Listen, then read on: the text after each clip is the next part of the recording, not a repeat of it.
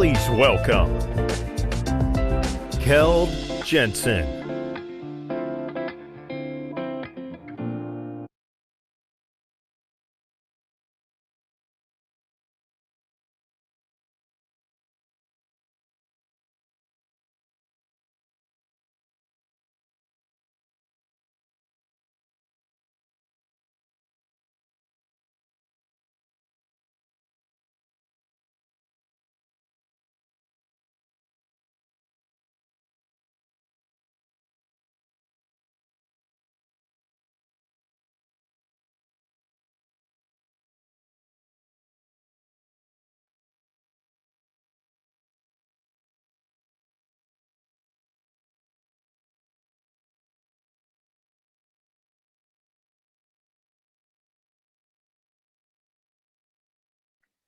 Hang on one second. I hope that should cure the audio. Hopefully that's fine. If you could send me a thumbs up that you can hear me now. That's better. Perfect. Thank you so much. What I was just saying is I said, welcome everybody. Thank you for joining. I hope as we didn't have, like last week, we're going to have any technical difficulties. We had a good beginning right now and no audio. I hope we won't have any technical difficulties whatsoever this time. If for whatever reasons that is not working properly, this session is being recorded, so you can rewatch it at any point. And if for whatever reason it's not working out technology-wise as we're hoping for, obviously we can always do a separate Q&A. You can email me, you can send me a text, or we'll do a separate event on that. Now, what is the purpose of today? Well, purpose of today is obviously continuing the talk we had last week. And what we're talking about both in the Asia Pacific area and North America and Europe is the importance of collaboration and the growing interest in collaboration. And we see that worldwide right now. There's a growing interest among both procurement, project, sales, management, whatever industry, whatever area, that more and more people would like to move into closer cooperation. But there's some challenges and obstacles in regards to do that properly. And that's what I'm going to share with you today. As you can see on the slide right now, I am claiming that we're basically still, or some of us are still negotiating like we did in the 1850s. And that's obviously a little bit provoking. But what I mean by that is that a lot of us are basically still negotiating the same way as we've been doing for hundreds of years. And what I mean by that is that we're basically negotiating in the zero-sum game method. And I'm sure you all know that phrase, and that basically mean, as I said last week, that I'm winning at your expense or you're winning at my expense. That means if I want success, you're going to pay for it. And if you want success, I'm going to pay for it. Only one of us can make true progress. Now, that is a challenge, and obviously that doesn't make negotiation very easy, because I'm not just automatically going to give you $100, and you're not just automatically going to give me $100. So that means obviously it's going to be more difficult to move into collaboration. Another obstacle that I mentioned last week as well is that the very interesting awarded mathematical model that I've created called Macroeconomics, which basically just means negotiation economics, that shows that up to 42% of the values in a negotiation is being left on the table, is not being identified, utilized, either when we are working in zero sum. And the reason for that, as I mentioned last week, is obviously there's no transparency. We have no rules of the game. We're not sharing information and data, and we're not focusing on how 2 + 2 can equal more than 4.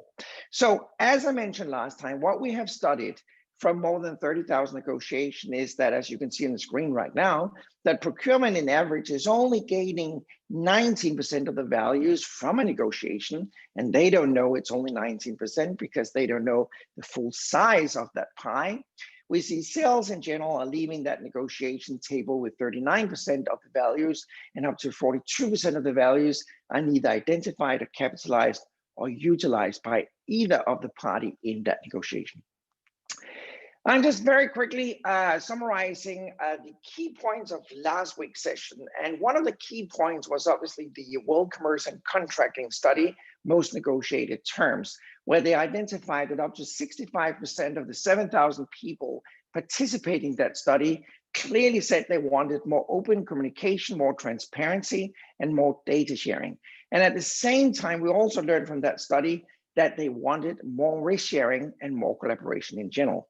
And there was some clear obstacle based on that study that prevented us from moving into more collaboration. And one of them was actually the resistance from the counterpart.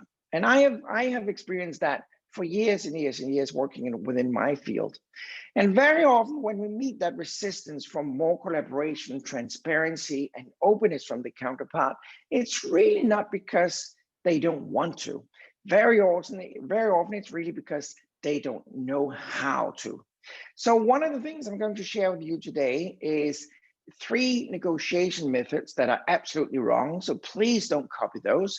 And you might be wondering, why are we watching 3 negotiators that are doing things wrong? Well, we're doing that because that's very educational. And then I'm going to show you a negotiation that actually went very well. It's a simulated one, obviously, with one of my colleagues. It's a very brief video that basically shows how we should conduct our negotiation in true partnership, in true collaboration. Now, back to the slide. What we also learned is that besides resistance from the counterpart that's in the way of the best possible outcome, we also see that resistance from our own organization is in the way of the best possible outcome. So that means that our own organization needs to understand that strategy, negotiation, is an important organizational strategy, it's a management strategy, and we have to implement that strategy throughout the organization, even among those people who are not frontline negotiators, because they need to understand specifically what it is that we're trying to do. And the third items that were discovered in this study was the skills of the modern negotiator.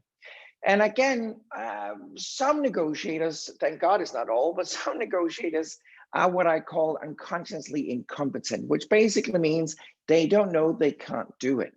We have actually found that up to 20% of the group of professional negotiators are actually disqualified to negotiate because they really don't know how to negotiate. And the main reason, by the way, that we have disqualified them when we do this study is not because of lack of intelligence or lack of education. It's basically because they deep down don't like negotiation. I'm pretty sure all of you would agree with me that you and I always become better at something that we truly like. So you could ask yourself right now, do I actually like negotiation? And if the answer is yes, you're probably having the tools and the enthusiasm to become a really good negotiator. But if your honest answer to yourself is, no, I actually don't enjoy negotiation that much, well, you can be a great supporting character to the main negotiator, but you should probably not handle negotiation on your own. Anyway, the lack of understanding from organization, the lack of understanding from the counterpart, and the skill, our own skill set, the tools we need in the toolbox are really important. Now, a lot of negotiation training is all about the tools in the toolbox. How can I utilize the tools to become a better negotiator? And yes, we're going to touch upon some of those in this session as well. But what is even more important, as I mentioned last week, is really a change of a mindset. We have to view negotiation in a completely different light than we've been doing for hundreds of years. We have to view negotiation as really teamwork in the beginning, where we're just trying to identify the variables, and we really have to look at negotiation where we approach the counterpart in a way where we want to help them to become better. And if we can help them, well, then they're able to help ourselves. So listen to this one and think about if you want to use that as a part of the opening in a new negotiation. I very often recommend my students and my client that they should walk into a negotiation and open up in the following way. I'm here today to help you reduce your costs, reduce your liabilities, and improve your profit. Would you like me to help you do that? Now, I can promise you that in 99.9% of all negotiation, the counterpart will look a little bit suspicious, but then they will say, well, yes, of course. But then you should continue to step two. And in step two in this case would be, and then I expect you to help me reduce my costs, reduce my liabilities, and help me improve my profit. That's really the reason that we're sitting here today, to help each other become more successful. Now, as I mentioned very briefly last week, there are 4 items we have identified throughout more than 35 years studying this field. And these 4 items are the one that clearly illustrates those negotiators that are way more successful than others. And what we clearly have learned in this case is that we need a negotiation strategy. I'm going to touch upon that, just summarizing very quickly in a second. We need to establish trust. And as you might remember, I have renamed that into trust currency, because if we have a high level of trust, our transaction cost will go down and our profit will go up. We need to have negotiated with the counterpart on how we are supposed to negotiate, what we call rules of the game. And last but not least, we have to actively look for necroeconomics in order to identify those potential 42%. When we're looking at the different strategies, we basically have 3 different strategies that we can approach in a negotiation. One of them is zero sum, obviously. I win at your expense. The next step is partnership, as I talked about last week. And partnership is above and more mature than a zero sum negotiation. However, we haven't agreed on rules of the game in partnership. We may not be completely transparent, and we may not be focusing on the variables that could create and identify necroeconomics.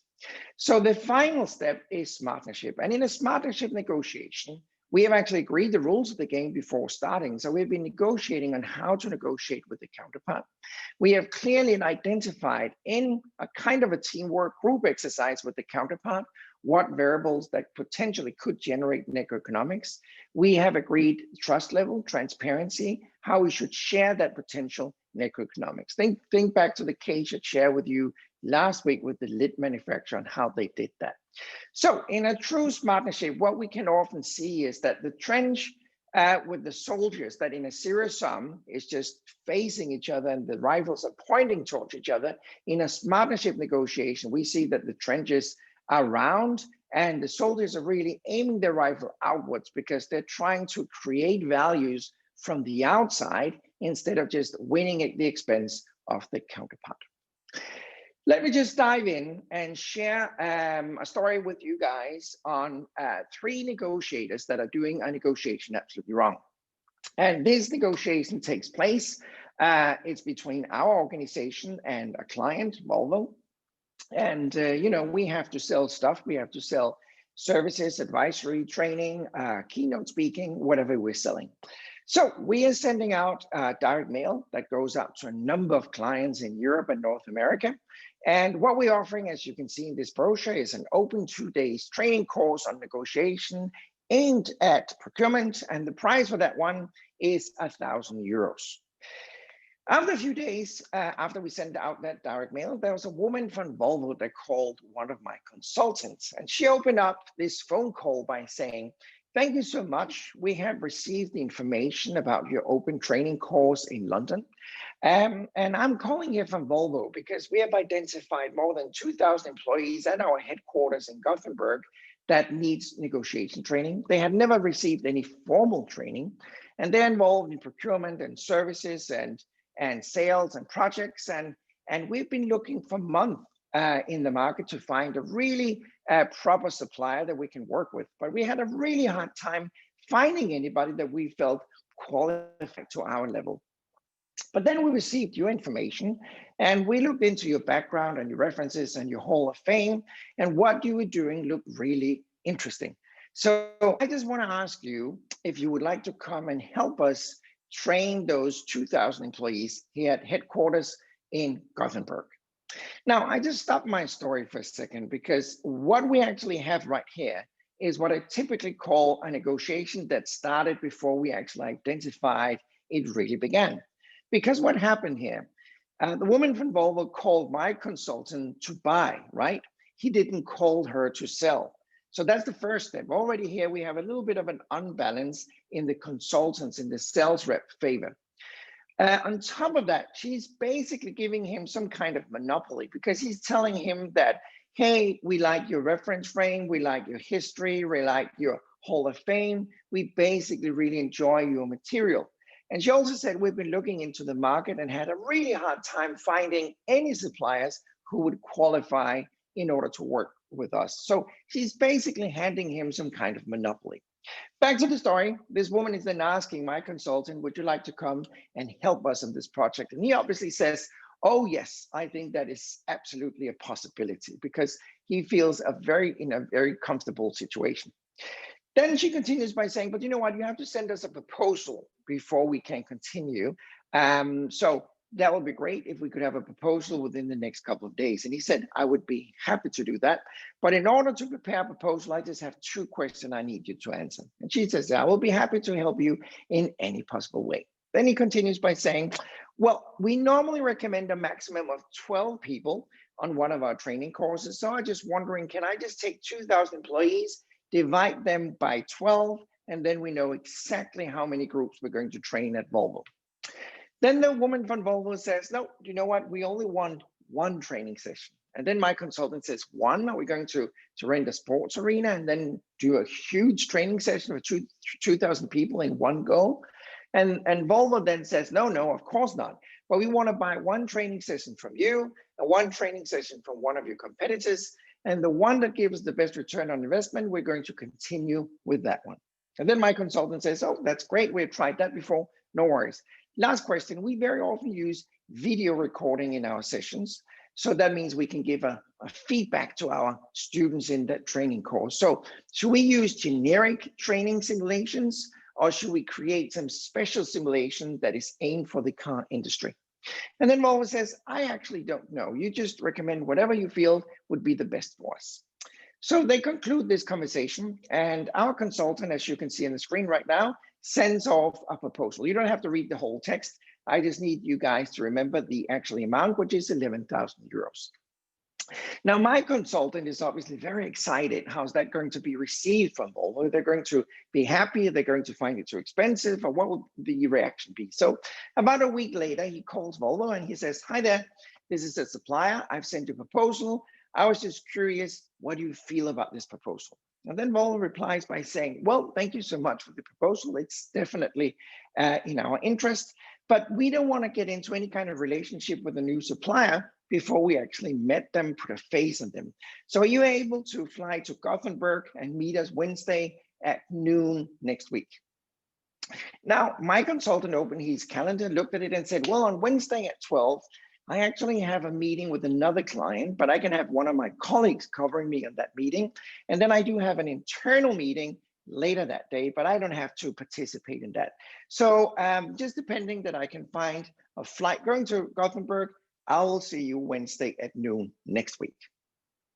I'm just stopping my story once again. And remember what I said earlier, a negotiation often starts before we feel it actually begun. And now this happens again, because my consultant is basically telling Volvo that he's extremely interested in any kind of meeting and relationship. So he's basically telling Volvo, I really want to do this thing. So he might increase the ambition level from Volvo as well. Now, our consultant have now accepted a meeting that could turn into a negotiation, and he doesn't really know anything about this meeting at this point. So he should have asked a number of questions prior to accepting this meeting. One question could have been, have you decided in favor of the first course? And perhaps Volvo says, no, we haven't, because the price is too high, or we don't feel it actually is compatible with our need. Another question could be, what is the point of the meeting? Are we just going to sit there, look at each other, drinking coffee, or is there a specific thing you want to discuss? Who will I meet? I mean, that's a great thing, isn't it? I don't know if you ever experienced that you think that you're going to a meeting with one person and you arrive at the counterpart's office, and then you have 6 people sitting on the other side of the table. That can be a little bit uncomfortable. And then he's also asking, or could have been asking, what point will you bring up for discussion? What's the agenda? That might be of interest as well. And a question could also be, will you be able to make a final decision when we meet? Perhaps Volvo is saying, no, we can't because my boss is in Brussels that day, so we can't make a decision before she's back. Well, perhaps we should postpone this meeting until we have everybody that got the mandate present at the table. And then the last question you could have asked is actually, how are you going to cover my expense, my flight, my preparation time, and my time to prepare the proposal? Because imagine this, that he's perhaps is spending a day creating a proposal, then you have to fly off to Volvo in Gothenburg. That will cost a lot of money as well. And perhaps you have to spend a whole day just presenting this proposal to Volvo. All of this will perhaps cost $10,000, $15,000, $20,000. And if he's not getting the order from Volvo, who's going to pay for all his expenses? Now, often when I'm asking this question to clients or students, I hear some of them say, well, we have to pay for that. And I usually reply by saying, certainly not. Who's actually paying for it? That is the loyal client who will buy something from him. They are paying the expense from the illoyal client who's buying from somebody else. So sometimes we actually have to negotiate our cost and time even before we start negotiating. Anyway, let's move on. So let's jump in and look at these 3 different negotiators who are doing their negotiation absolutely wrong. And please, as I said earlier, don't copy what they're doing. It's just a very important lesson on what not to do. And my consultant arrives at Volvo at Wednesday at noon. They're very friendly at Volvo. So they offer him coffee and cakes, small talking, just chit-chatting for about half an hour. And then Volvo opens the meeting by saying, we certainly do like your service and your product, but your price is too high. You're too expensive. I don't know if any of you, regardless whether you're in sales or project or contracting or procurement or whatever, I don't know if any of you ever heard your counterpart using that phrase, or you might even have been using that phrase yourself. You're too expensive. Now, I don't want to be rude to anybody, but I do believe there is a secret school for procurement officers somewhere in the world. And if you want to be a certified procurement officer, you're being sent off to that school. And the second that you can pronounce you're too expensive in 6 different languages, then you are certified procurement officers and you're being sent back home. The reason I'm saying that is I have way too often in my career be sitting with a client on my side where the counterpart looks at my client and says, you're too expensive. And I've actually often identified that it's really not about the price. Of course, it could be in certain cases the price, but in most cases, it actually means something else. In a lot of cases, it actually means I want to negotiate your proposal. And by the way, there's nothing wrong with that. That's the reason that we meet up. That's the reason we're here right now, to learn to negotiate even better. So there's nothing wrong in saying to the counterpart, I want to negotiate your proposal. But I'm often wondering, why are we actually starting a meeting off by offending the counterpart? Because the second we're telling the counterpart you're too expensive, we're actually criticizing their ability to price their service or their product. So think about that, how we open up the meeting. Anyway, let's jump in and look at the first negotiator who are doing things wrong. And this negotiation style is what we call concession, or the full name of it is unilateral concession. And this is really a dangerous behavior, because this negotiator is just giving away. And I'm going to share with you in a couple of minutes what is the danger of doing that. Now, Volvo opens this negotiation by saying you're too expensive. And the concession-oriented negotiator might be a little bit scared of confrontation and conflict. So he or she might be saying, well, there isn't much I can do about the price. Listen to this sentence very, very carefully, right? There isn't much I can do about the price. The skilled negotiator on the other side of the table is just going to say what? Exactly. You're just going to say how much. That's all they need to say, because this unilateral concession-oriented negotiator has already been saying, I can do something about the price. So here we go. Our superhero is continuing down the road of this complete disaster by saying, well, I can give you 3% discount. How would you feel if you've been sitting in a negotiation for about 5 minutes and you got 3% that easy? You might be thinking, there's probably more where that came from, right? So the procurement officer from Volvo is just saying, well, that's not enough. And then our superhero continues this road down to disaster by saying, well, personally, I don't have the authority to give you more than 5%. Oh my God, what does just happen right there? Not only did he tell the counterpart that he's disqualified in continuing this negotiation, on top of that, he's even telling the counterpart, you can have more than 5% reduction in price, you just need to talk to my boss. Now, let me just share with you for a second why unilateral concession is so dangerous. As you can just see right now, first and foremost, the counterpart will often find that if I get something that easily, there's probably more where that came from. And secondly, quite often we identify that a unilateral concession-oriented negotiator is not really serious. We can't really trust them. Could you imagine that you're looking for a new job and I might be your potential new employer? And you are preparing this negotiation with me because the only thing left is actually your salary level. And you learned that obviously before we step into any negotiation, as we talked about in last session, we need a starting point, we need a threshold of pain, and we need a target, right? So let's just say that regardless of the currency, your current salary is 10,000. Now, this new job requires that you're working more, you have greater responsibility, and you are in charge of more people. So you want at least 15,000 to accept this position. But you have to build in a little bit room for negotiation, so you're going to ask for 18, right? And then you also need a threshold of pain if I'm really pushing you. So you decide that your threshold of pain will be 14,000. So you're ready, you're going to ask for 18, your target is 15, and your threshold of pain is 14. Then you arrived at my office and I'm saying, welcome, so happy to see you. The only item we have to discuss today is really your salary level. So please share with me, what is your ambition? What would you like to get paid monthly to join our corporation? And then you might open up saying, well, considering the huge amount of responsibility, the number of people that will be reporting to me and all the traveling, I find that a monthly salary of 18,000 would be absolutely acceptable. And then I perhaps quiet for a second, then I say, well, that sounds absolutely okay. Could you start January 1st? How would you feel leaving this meeting? Just feel your stomach sensation. I promise you, you'd leave this meeting thinking, shoot, if I get 18,000 this easy, how much are my colleagues, potential future colleagues, being paid at the same level? They're probably getting 20,000 or 22,000. You will feel cheated. And the reason that you feel cheated is because I was a lousy, incompetent negotiator because I was just giving you what you wanted. Human beings don't get that, neither in life or negotiation. I have to make you work for it. I have to make you give me something in order for me to give you what you requested.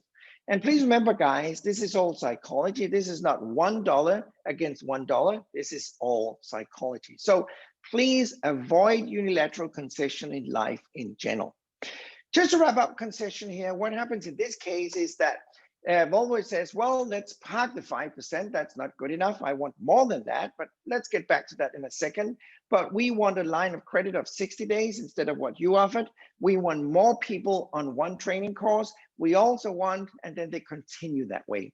And this is what we call a salami method. That means we are slicing the counterpart one piece at a time. Let's move on to combative behavior. And the combative negotiators now arriving at Volvo. Volvo is starting the negotiation the same way by saying you're too expensive. And the combative orientated negotiator obviously is not going to be concession orientated. That person will move straight into argumentation.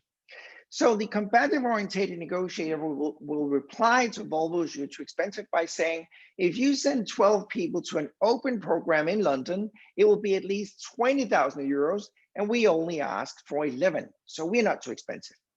Then Volvo might reply by saying, well, you do have competitors that we compare you to, so we are comparing bananas and bananas. So that means they can do the training program at our premises as well, just like you, and their price is above 11,000. Then the combative oriented negotiator might say, well, we know the market, we know our competitors, and usually we are below them in price, so we are not too expensive. That's the argumentation phase they just continue using. And then Volvo says, I'm so sorry, I keep repeating myself, but you are actually the most expensive one. Imagine the truly combative negotiator. He or she may be leaning back in their chair and just saying, well, I gave you my absolutely best price. It's not going to get any better than that. And then they might even start whistling. Could you imagine that behavior if you were sitting on the other side of the table being a procurement officer? How would you react if you had a stubborn counterpart just saying, well, you got my best price, that's it, take it or leave it. Now, I think there's a potential risk that Volvo would actually kindly ask this counterpart to leave. That could happen in a lot of cases. I would actually claim that this negotiation style would only be successful in a couple of situations. One of them obviously could be if Volvo is bluffing. So that means that the competitors are not cheaper than him. And the other reason that he could be successful by being combative is if there was an illegal cartel. So that means that he was now the one that was supposed to be in line to get this order.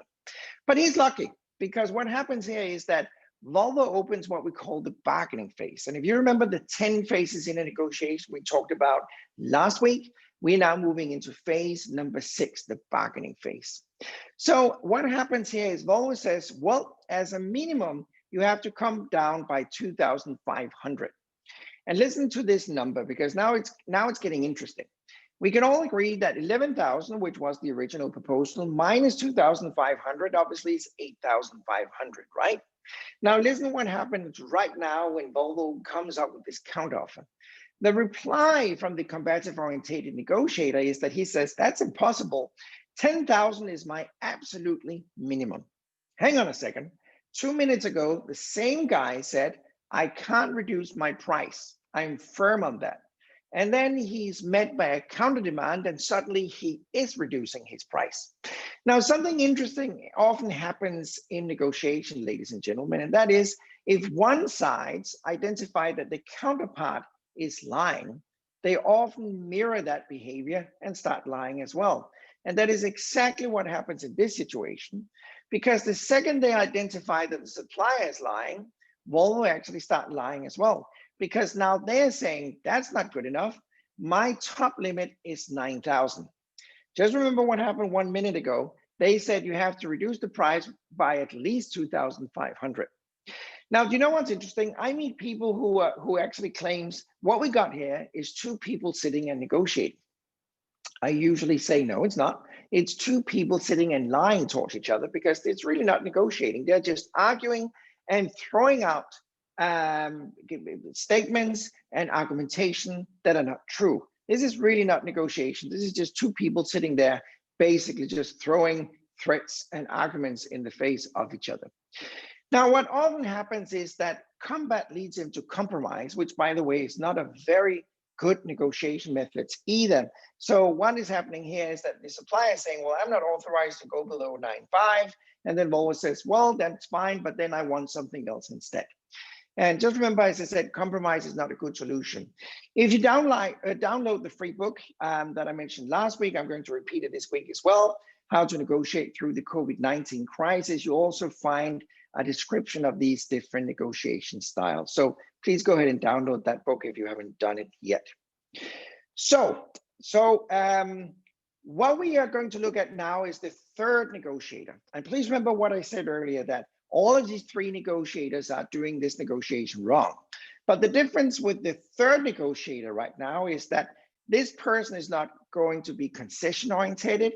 This person is not going to be combative either, or using argumentation.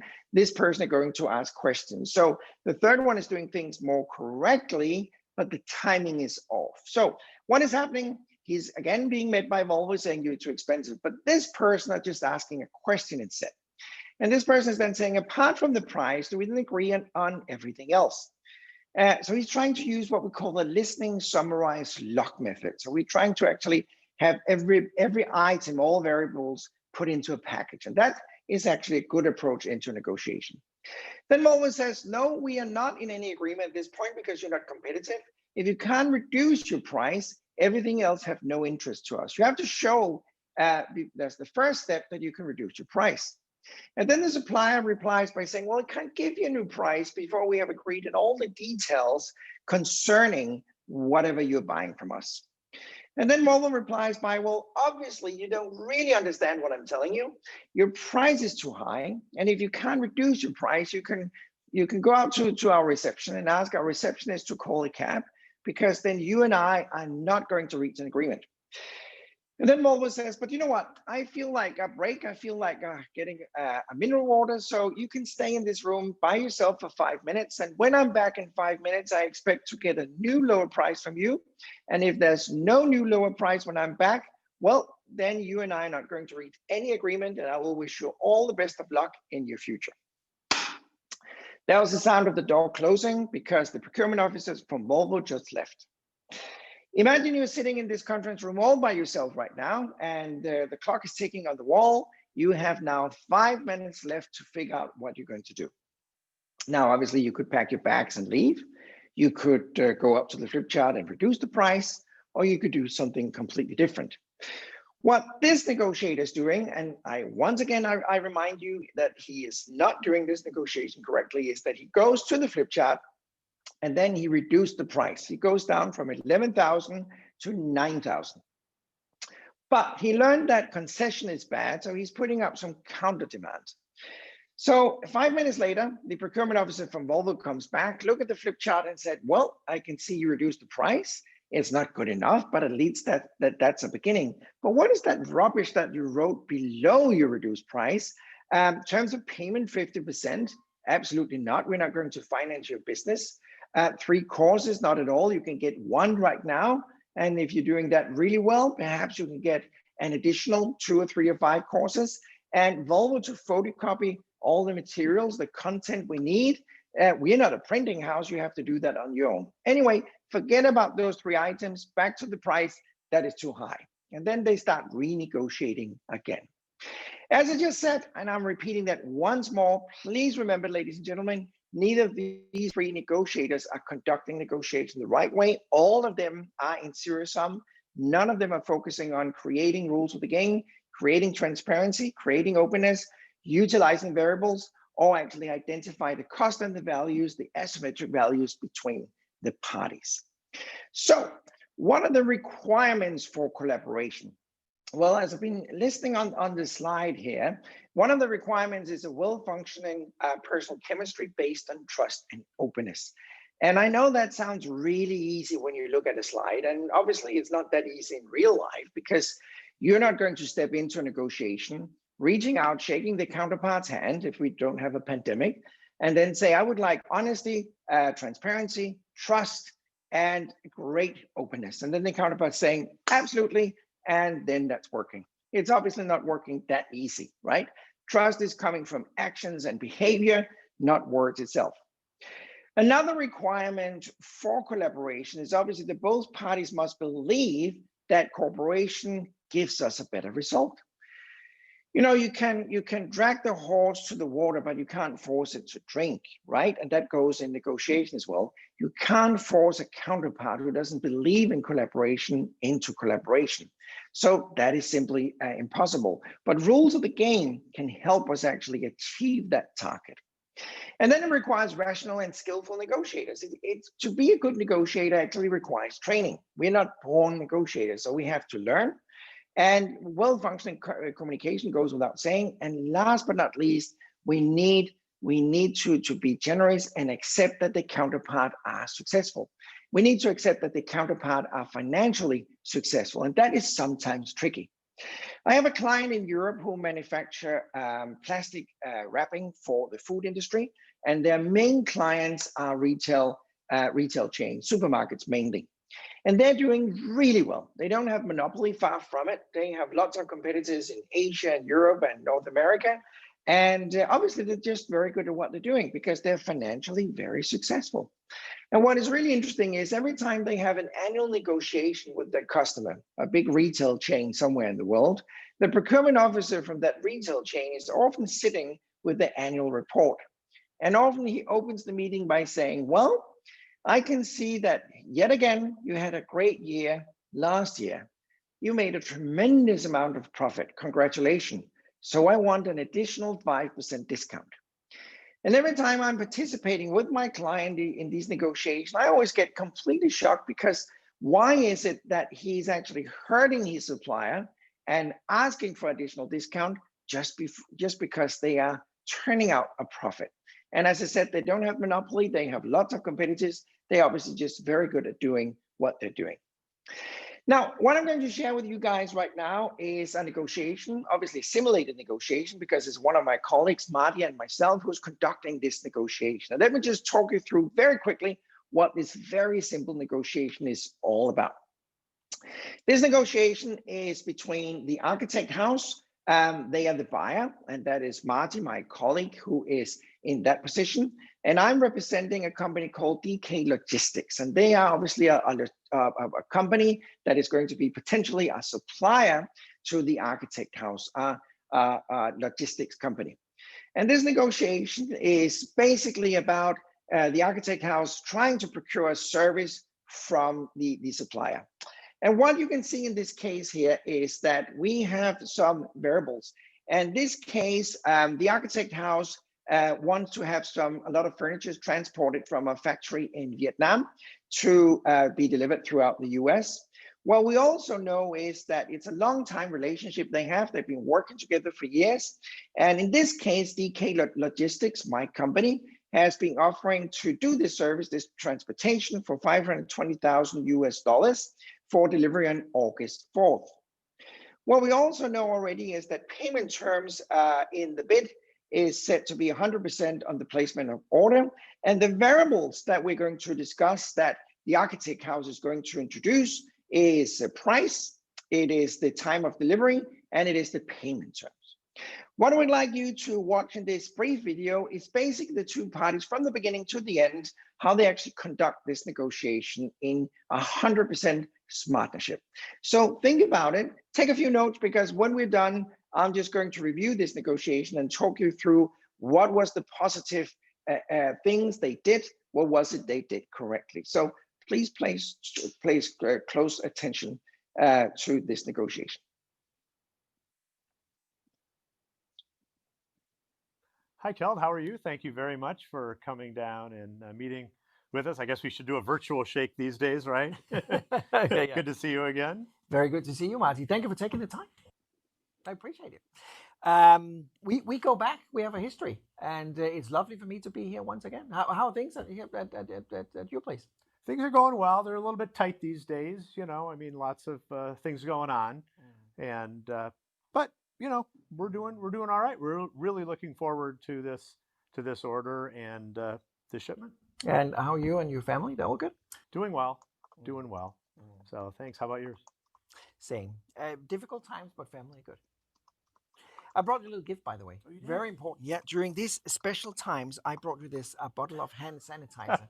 Here you go, Marty. I hope you. Do I get the whole bottle here? Yes, or? You can enjoy it. You can go crazy with your hand sanitizer. That is just. Oh, thank you so much. And what do I owe you for that, Kjeld? Well, it usually would be about $2,000, but for you, it's free.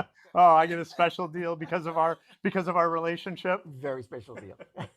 Wow. So bring it back home and enjoy it. Thank you. Yeah. Marty, we are excited that you have asked us to come by, obviously. And we are excited that we are talking about a new project. There was a couple of things that you mentioned that was Cardinal's issue for you, something that was really important. Yeah, well, you know, I mean, timing is very important to us. We've got this very special opening that has been planned. It's a big client. Yeah. And we really want it to be special. So obviously we need to have the shipment on time, with good quality, and so that we really don't have to worry about it. Right. Okay.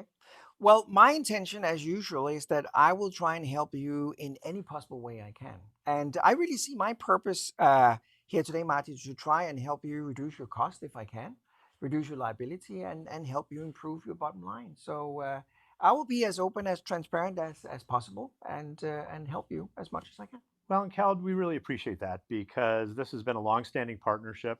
It's been a long-standing relationship, not only between us, but between our companies. Sure.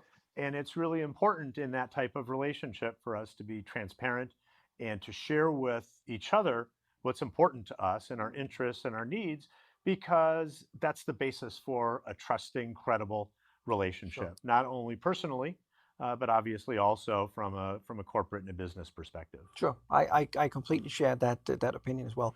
Prior to our meeting, I emailed you a proposal for an agenda. I emailed some variables that we could talk about. Have you got any comments to those, or are they okay? Yeah, no, it looked very, very well thought out, very organized. I appreciate you taking the time to organize something like this. I think there may be a couple of things that we deal with in a different order, but let's just let's see. Sure. Now, the purpose of today's meeting, from my point of view, is really trying to see if we can identify some variables that could potentially create some value for us or some value for you, and mutually perhaps reduce some cost and liabilities, as I just mentioned. Right. When we have done that today, it is my ambition that obviously you probably need to go back to your management, and I know I need to go back to my management. That should just be a formality, but I'm not able to sign the actual contract today. I don't know whether you'll be able to. No, in fact, not only am I not able to sign, but we've gotten some very specific directions from our managing director about what we can do and what we can't do. So I'm a little bit more constrained. Sure. As a result of the current climate. And I want to be upfront with you about this, because usually I've got that type of authority, but this time, you know, they're coming down on us pretty hard, and we've got to be a little bit more towing the line in that regard. Fully understand. So could we agree that when we finalize today's meeting, we go back home and then we take a phone call or a video call afterwards, just to see if there's any edges that we have to correct? And if not, well, then we could basically just conclude it by that call. I think that's a great idea. Perfect. Now, one of the things I would like to open up with and talk about, Marty, is the variables. And we basically see we have 4 variables in this case. That is the delivery time, as you mentioned already. That is important to you. It is the terms of payment. It is the cost of potential warehousing. And obviously, it's the price. You know, being the sales guy, I'm not that happy about talking price in general, but I understand that you have a price issue. So I'll be open about that as well, and share with you, again, being transparent and open, what we can do, if we can do anything. That would be great. Yeah. Have you got any ambition about price? Because I know that you replied to the email saying that you felt our price was above the market pricing. Well, it is above the market pricing. I don't think there's any question. And the market may have changed recently. And we do appreciate the fact that you did give us your long-standing customer discount. But because of this new direction from our management, and specifically our managing director, who very specifically looked me in the eye and said, "Hey, we gotta get better pricing here." Right. We went out for bid on this. And I don't like to do this to long-standing partners. I like to have a long, reliable, trusting relationship. But in this new economic environment, we've obviously got to be very cognizant of our bottom line. And we got a bid from Lorenzo e Figlio, and it came in substantially lower than your bid. In fact, I'm happy to share it with you. They came in at $480,000, which is $40,000 less than what you had bid, which was concerning to us. Because obviously, because of our relationship, we thought that you would really be at a price that we considered to be most fair and most reasonable, in the fact that there was such a substantial discount off of your initial bid, suggested to us maybe you don't value the relationship with us the way that we value the relationship with you. And so maybe you can share a little bit about your thoughts on that. I'll be happy to. One of the main reasons that I took the trip, that I'm here, I wanted to meet with you face to face, is just to emphasize that we prioritize you as a client, and we certainly don't want to leave you in a position where you feel that we don't have that interest in you. We do. So that's why I'm here, Marty. I'm really here to do whatever I can to help you, as I said, trying to reach that target that you would like to reach. I have a question in that regard, and that is, if we can assist you reaching your financial target, Would that be okay if we reach that through potential savings on some variables, or does it have to be specifically on the price? I mean, if we could create some mutual value and we could split that to satisfy you and me, would that be okay for you? I think that's a great idea, and I'd absolutely like to explore those mutual interests. But I also would not be honest if I didn't say that the price and the idea of the price is going to have an impact on management. Sure. So even if I can go to management and say economically this is a better deal Yeah. than we got from Lorenzo, Right. if the price itself is too high, Yeah. they're going to look at me and they're going to say what's going on. Sure. Okay. So we've got to be Sure. understanding Sure. of that concern. Sure. I fully understand. And frankly, I got to look a little bit good in front of my bosses here, because if I come in and the price is wrong, even if I've added value, they're going to say, "Why didn't you get the best price and get the added value Sure. at the end of the day?" Sure. I'll do whatever I can to help you reach that good-looking position. Well, I appreciate that, Kjeld. Have you got any other variables besides the delivery time, terms of payment, the warehousing, and the price, or is that the one that you see as well? No, but the terms of payment is also important to us. Right. From a cash flow perspective, obviously money has a value, and Sure. the time value of money Right. has an impact. Right. And right now we're looking at carrying costs if we've got to put money up front Yeah. in terms of that cash. And Right. so I think Right. maybe there is some ability, Right. depending on, your banking relationship and our banking relationship, maybe we can find some mutual value add in that equation as well. When we go through these variables, Marty, would you be willing and able to share your cost and benefit on each of those if I'm willing to do the same? Would that be okay with you? I think that would be fine. I mean, let's sort of see how it goes. Sure. I have certain constraints as to what I'm able to share. Sure. I would love to be able to be a completely open book, but I Yeah. just don't think that's Right. realistic from a negotiation perspective. I was just wondering, in terms of payment, because I have a very specific cost of capital. So I know exactly what my money cost me. Would you have that number? Would you be willing and able to share that number as well? I do have that number. What you say you've got one? Yeah. What's your I'm number? very happy to share mine if you could share yours as well. My cost of capital would be 6%. Excellent. Well, that makes me very happy because our cost of capital is 12%. Right. Okay. So we Perfect. actually could get some mutual value there Yeah. in terms of the terms of payment. So the difference between your cost and my cost is 6%, obviously. So Why that, give the extra money to the bank, right? exactly. So that basically tells us that I should give you a line of credit, and we should split that difference somehow. That's right. Perfect. The other one that is very important to me, at least, is delivery time. And the reason for that is that we have some changes internally that means that we can actually deliver earlier. I know you would love that delivery early August, but it would give me a financial benefit if you would allow me to deliver on July 9th. And I know that's July 3 9th, weeks that's ahead. a lot earlier. I know it's a lot earlier, but I have a considerable savings if we could do that earlier. How much? I would be saving, let me see here. I would be saving $60,000. Wow. Yeah. Would you have any cost by doing it earlier? Yeah, well, storage costs. I Yeah. mean, we don't need it Right. until August 4th. Okay. And we need that 1 week period between August 4th and August 11th Sure. to get everything set up in the various facilities to get back to that opening. Because, we actually have a slight interest in having it delivered early just because it lowers our risk of having it delivered late. Right. So, but the flip side is the cost. Sure.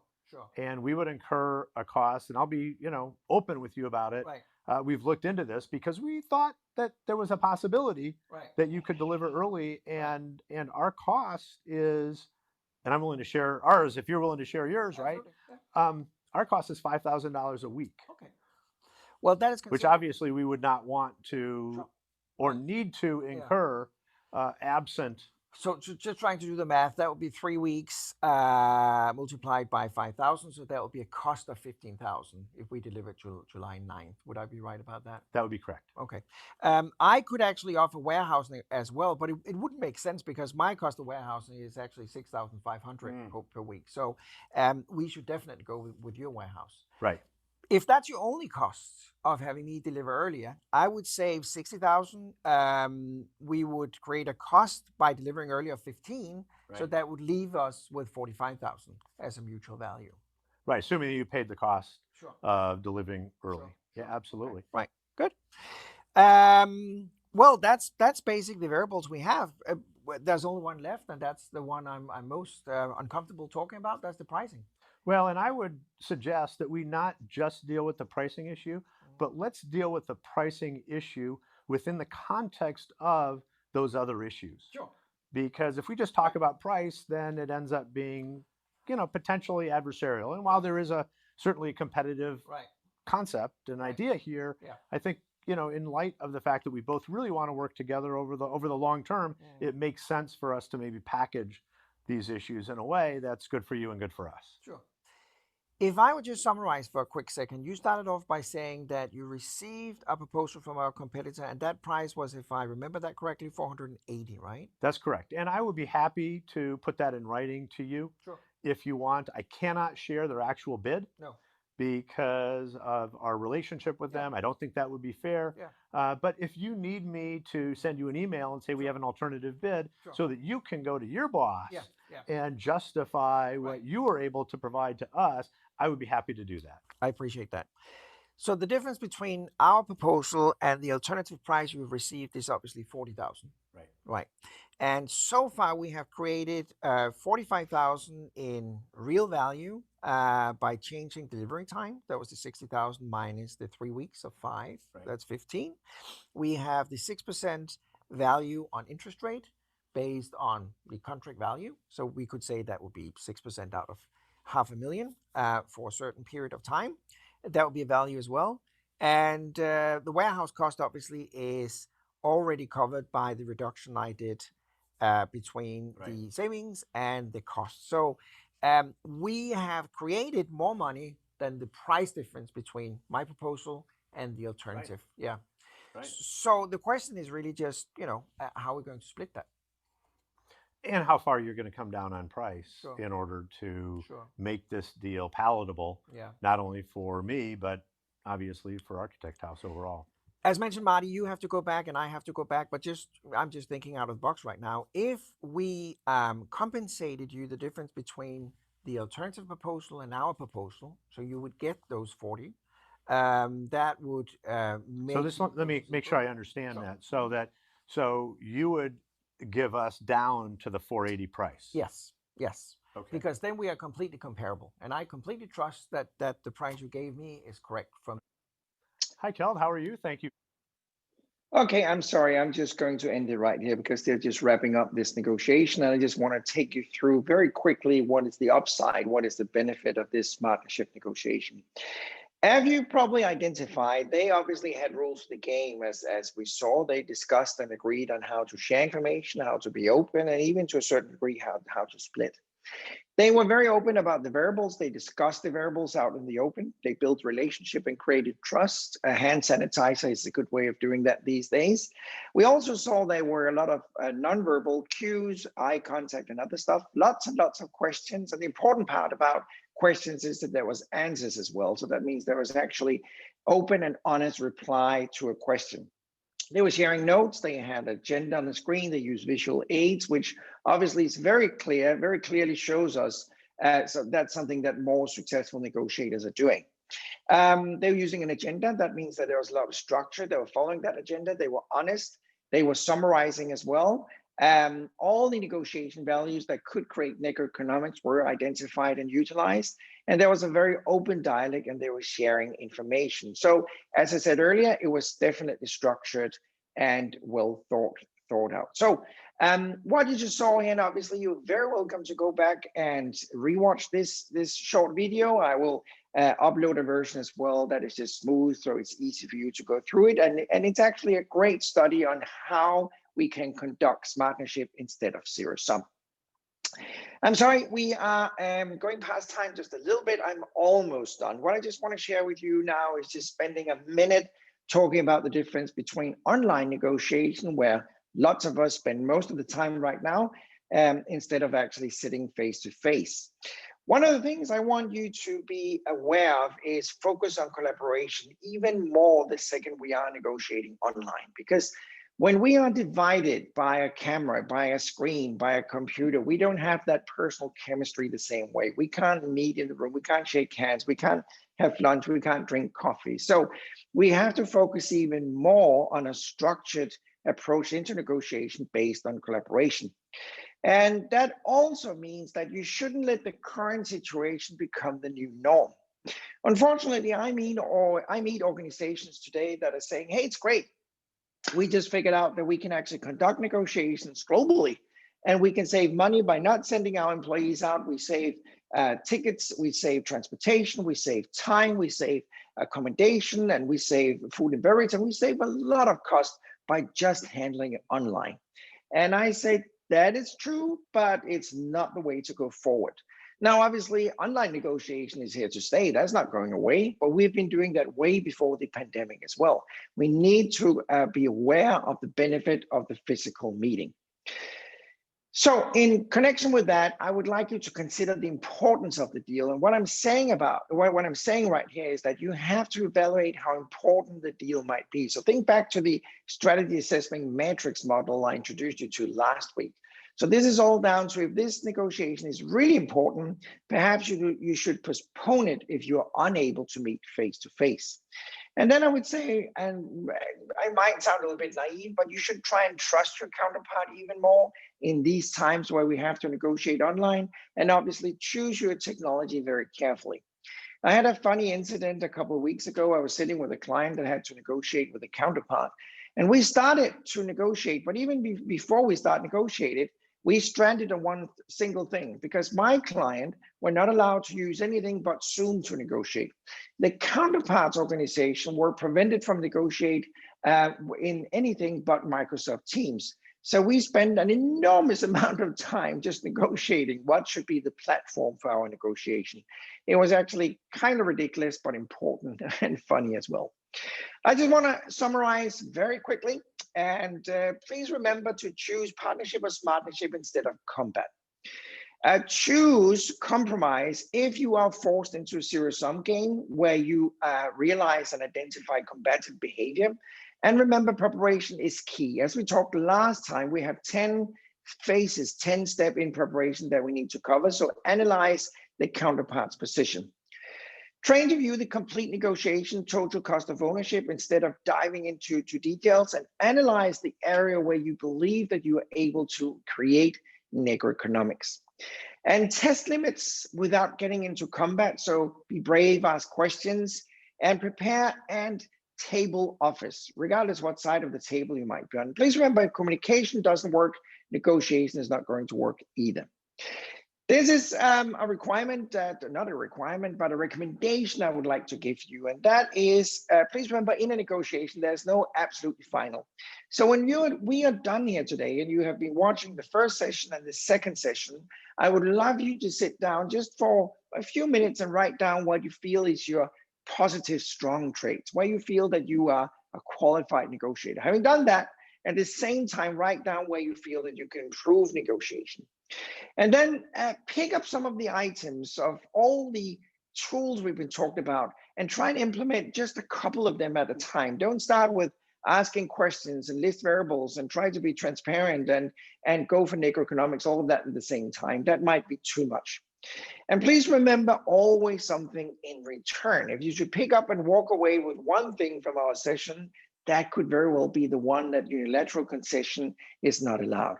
And then I wrote down in item number 3, negotiate a lot. And that's actually a rather stupid comment because we do that already. But what I mean by that is actually think negotiation through and talk about negotiation with a colleague if you've been out working as a team. Please remember, ladies and gentlemen, that you can continue the online negotiation training, both with World Commerce and Contracting. They have certified training, our gold and bronze program.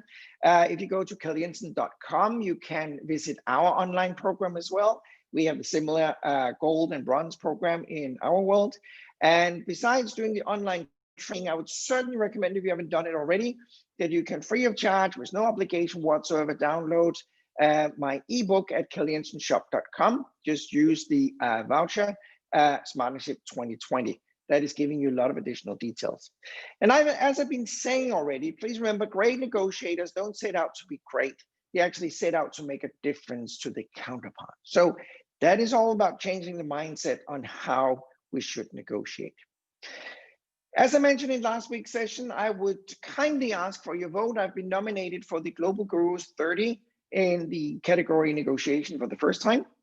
If you feel that the concept of smart leadership in macroeconomics is something that is worthwhile spreading out to even more people, I would appreciate and be grateful if you would go online and vote. You can see the details on how you should do that. If you don't want to do it, that is absolutely fine as well. But it would be a great honor and pleasure, and I would be very grateful, as I just mentioned. Please remember, we do have continued online sessions with World Commerce and Contracting.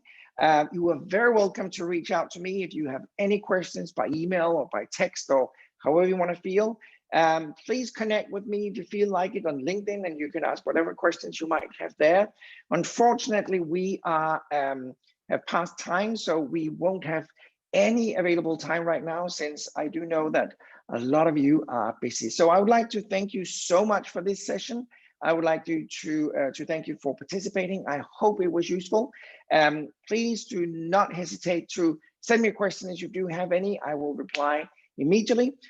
You'll get a link with everything from this session, including the recording, so you can go back and watch it once more if you feel that would be of interest. So thank you so much for participating. I hope it was useful, and all the best to your negotiations in the future. Thank you so much. Bye-bye.